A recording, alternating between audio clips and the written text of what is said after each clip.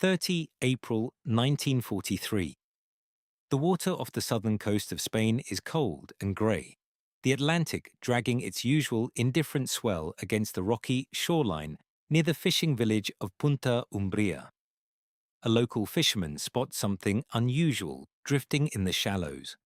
A figure in a British officer's uniform, face down, a briefcase chained to his wrist. He is dead.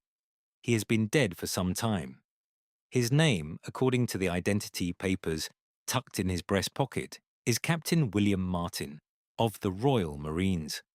He is 37 years old, fiancé back in London, a season ticket to the Naval and Military Club, and a rather worried letter from his father about an unpaid overdraft. None of it is true. There is no William Martin. There never was. The corpse drifting towards the Spanish shore is the body of a Welsh vagrant named Glinda Michael, who died in January after swallowing rat poison, possibly accidentally, possibly not. In the weeks since his death, British intelligence officers have dressed him in a bespoke uniform, photographed him with a girlfriend who does not know him, forged letters from senior officers, stuffed his pockets with theatre ticket stubs and love notes, and chained to his wrist a briefcase containing top-secret documents. Documents that are not, strictly speaking, secret, because they are entirely invented. Those documents, when read by German intelligence, will convince Hitler that the Allied invasion of southern Europe will come through Greece and Sardinia. The actual invasion will come through Sicily, and because of one dead body and a collection of extraordinary lies, the Germans will spend crucial weeks moving armoured divisions, naval assets, and tens of thousands of soldiers to entirely the wrong place. This is Operation Mincemeat. It remains one of the most audacious, improbable, and successful deception operations in the history of warfare. A plan so ridiculous that it worked precisely because no enemy could believe that anyone would try it. To understand why it worked, you have to understand the problem it was designed to solve. By the spring of 1943, the war in North Africa was drawing to a close. Rommel's Africa Corps was crumbling. The Allies, having pushed the Axis forces to the very tip of Tunisia, were now faced with a decision of enormous strategic consequence: where to strike next. The obvious answer was Sicily. Every analyst in Berlin knew it. Sicily was the natural stepping stone from North Africa into the European mainland. It was close, it was vulnerable, and its capture would open the door to Italy and, eventually, to the heart of the Third Reich. The Allies knew that the Germans knew, and that was the problem. An invasion of Sicily that the enemy anticipated would not merely be costly, it could be catastrophic. German defences in Sicily were formidable, and if reinforced in advance, the beaches could become killing grounds. The Allied commanders, including General Eisenhower and General Alexander, were acutely aware that they needed to land with the element of strategic surprise, even if tactical surprise was impossible. They needed the Germans looking elsewhere. But how do you mislead an enemy who has already worked out your most obvious move? The answer, proposed by a young naval intelligence officer named Lieutenant Commander Ewan Montague, and developed alongside Flight Lieutenant Charles Cholmondeley of M15, was spectacularly absurd. They would create a dead man. They would give him a life, a detailed, textured, believable life, complete with personal correspondence, receipts, identity cards, and photographs. And then they would use his body to deliver false intelligence directly into the hands of German agents in neutral Spain, trusting that those agents would photograph the documents and transmit their contents to Berlin before anyone realized what was happening.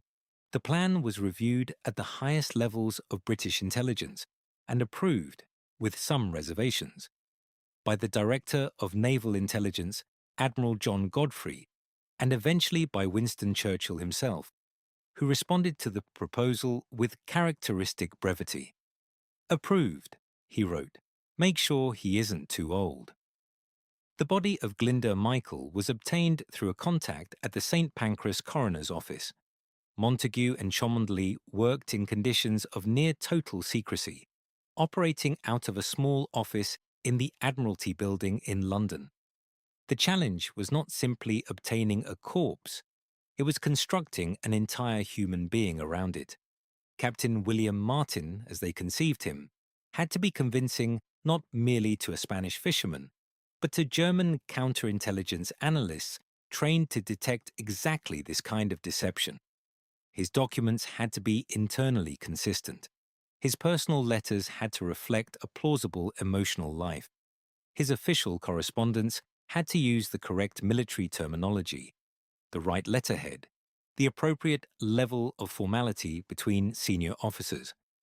The key documents were a letter ostensibly from General Archibald Nye, Vice Chief of the Imperial General Staff, to General Harold Alexander, in which Nye referred obliquely but clearly to forthcoming operations in Greece, using Sicily only as a cover name, and a separate letter from Admiral of the Fleet Lord Lewis Mountbatten to Admiral Sir Andrew Cunningham, which mentioned Martin's mission and, in a casual postscript, suggested that sardines, the fish, not the island, would be welcome in North Africa. It was a joke. It was also, to anyone reading carefully, a masterful double bluff, the sort of casual humour that only appears in genuine private correspondence. The briefcase itself was a standard British military dispatch case. The documents were sealed inside it. Martin's personal effects, a photograph of his fiancée Pam, taken of a girl who worked as a clerk in MY5, a bill from a London jeweller for an engagement ring, a letter from his father, 2 love letters in her handwriting, a receipt from the Naval and Military Club, were distributed about his person with painstaking care.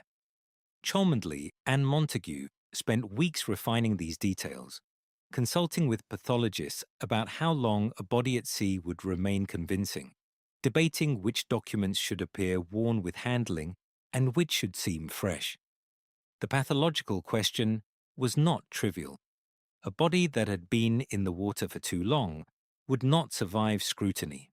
A body too obviously fresh would raise questions about why no one was looking for it. They consulted with the eminent pathologist Sir Bernard Spilsbury, who gave them a relatively narrow window. Roughly 10 days to a fortnight of sea immersion would produce the right degree of deterioration without destroying the papers. Michael's body was kept in cold storage while the preparations were made. On April 19, 1943, it was packed in dry ice and loaded aboard HMS Seraph, a British submarine, at Holy Loch in Scotland. Lieutenant N.L.A. Jewell, commanding the vessel, was given sealed orders that he opened only after he was at sea. If you're finding this as fascinating as I do, a quick subscribe costs nothing and genuinely helps. On 30th of April, at approximately 4:30 in the morning, HMS Seraph surfaced approximately a mile and a half off the Spanish coast near Huelva. The body was brought up from below decks and placed in the water along with a rubber dinghy, present to suggest that Martin had ditched from an aircraft. The briefcase was chained to his wrist. The submarine slipped back beneath the surface and was gone. What happened next depended almost entirely on a calculated gamble about the nature of Spanish neutrality. Spain, under General Franco, maintained an official position of non-belligerence, but its sympathies in the conflict were ambiguous at best. The German Abwehr, military intelligence, had extensive networks operating through Spanish ports, and Huelva, in particular, was known to British intelligence as a hotbed of Axis espionage, largely because of the activities of one Adolf Klaas, a German agent operating under commercial cover in the town. Montague and Cholmondeley had deliberately chosen the drop point for exactly this reason. They needed the body to be found, to be reported to Spanish authorities, and then to have the documents photographed by German agents before they were returned to the British. The chain of events had to happen in the right order, at the right speed. It did, almost perfectly. The body was recovered by the local fishermen, reported to Spanish naval authorities, and the documents were passed through official channels to the British naval attaché in Madrid, but not before they had been photographed and the images transmitted to the Abwehr headquarters in Berlin. Spanish authorities, attempting to maintain diplomatic propriety, returned the documents to the British and assured them that they had not been examined. The photographs of those documents told a different story. The brittle photographic paper, when examined by MY5 experts, showed that the envelope seals had been opened and reglued, sloppily, under pressure. The documents had been read. Now everything depended on whether the Germans believed them. The intelligence made its way up the chain with remarkable speed. The Abwehr analysts examined the documents and pronounced them genuine. Admiral Wilhelm Canaris, head of the Abwehr, conveyed the intelligence to Hitler's headquarters. Hitler, already deeply concerned about the vulnerability of Greece, which he regarded as strategically essential to German control of the Mediterranean and the Balkans, responded decisively.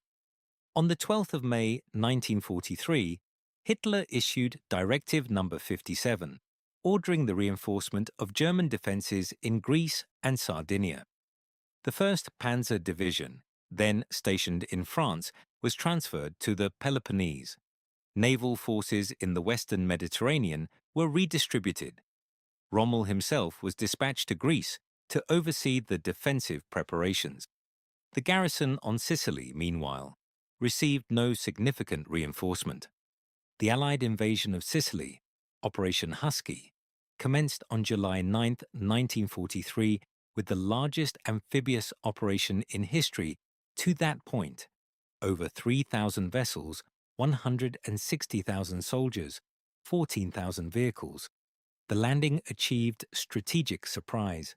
German forces in Sicily were fewer than expected, and crucially, the armoured reserves that might have driven the Allies back into the sea were sitting idle in Greece, waiting for an invasion that was never coming. No operation of deception is without cost and complexity, and Mincemeat was not perfect.